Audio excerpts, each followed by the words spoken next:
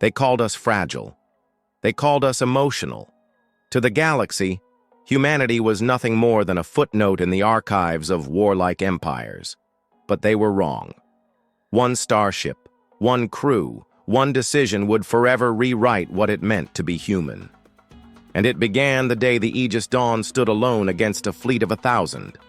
In the endless expanse of the Orion Arm, Earth was a newcomer, a young civilization barely learning to walk among the stars. To the older empires, we were children playing with matches in a universe of wildfire. They looked at us with pity, sometimes with contempt.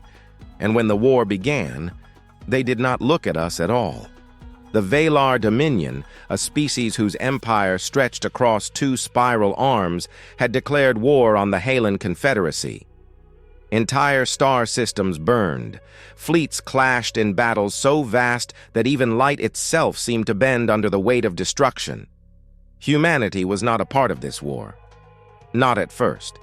But we were neighbors to the conflict, and neighbors are never safe when giants fight. The Aegis Dawn was not a ship of legend. It was a patrol cruiser, one of Earth's first long-range starships, crewed by fewer than 200 souls. Its captain, Ilara Miles, was young by galactic standards, barely 40 years old. To the Dominion, she and her crew were inconsequential.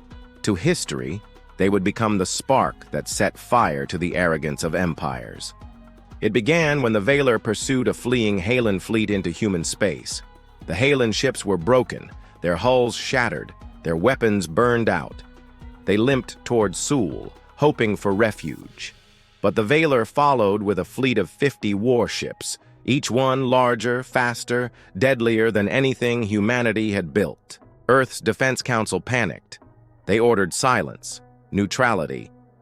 "Do not provoke the giants," they said. "Do not make humanity a target." But aboard the Aegis Dawn, Ilara Miles made a different choice. "We can't just watch them die," her first officer whispered, staring at the broken Halan ships drifting across the stars. "They're not our fight." Ilara's eyes hardened. "If they burn here, in our skies, then it becomes our fight. History doesn't remember those who watched. It remembers those who stood." And so, with a single command, the Aegis Dawn accelerated toward the oncoming Valar fleet. The battle that followed should never have been remembered. One human starship against 50? It was suicide. The Valar admiral even laughed, his voice echoing across open comms. Fragile humans. One ship cannot defy an empire. But humanity had always been underestimated. The Aegis Dawn fought not with overwhelming strength, but with something alien to the Valar: desperation. The crew pushed their ship beyond limits it was never designed to reach. Engines overheated, weapons ran dry, shields flickered on the edge of collapse. Yet each time the Valar thought they had crippled her, the dawn rose again. At one point, Ilara ordered the ship to dive into the corona of a nearby star, using its magnetic storms to scramble the enemy's sensors. No Valar captain would have risked such a maneuver. It was madness. But humanity had always danced on the edge of madness. The battle lasted 13 hours. By the end, the Aegis Dawn was little more than a burning husk, her hull scorched, her engines crippled. Of her 200 crew, fewer than 80 survived.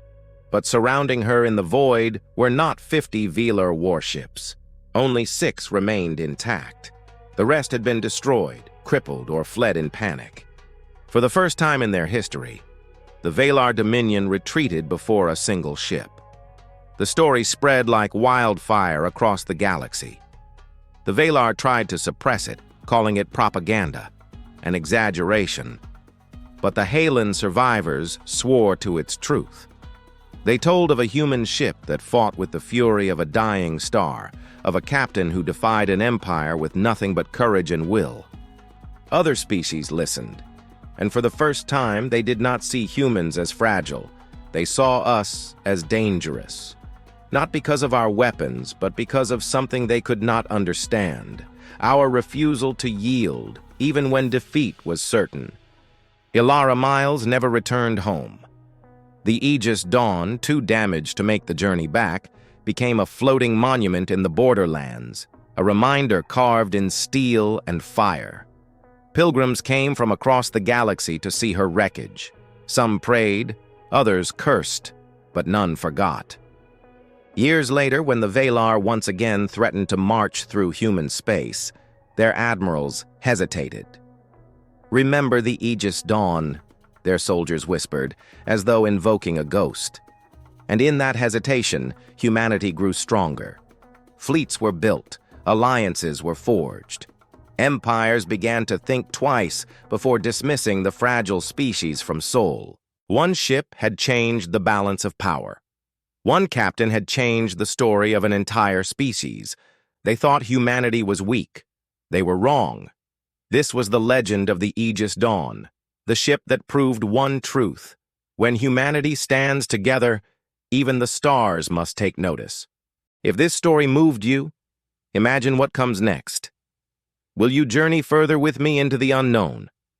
Subscribe, share this story, and join our voyage across the galaxy. Because in the end, every great empire began with just one voice, one choice, and one starship.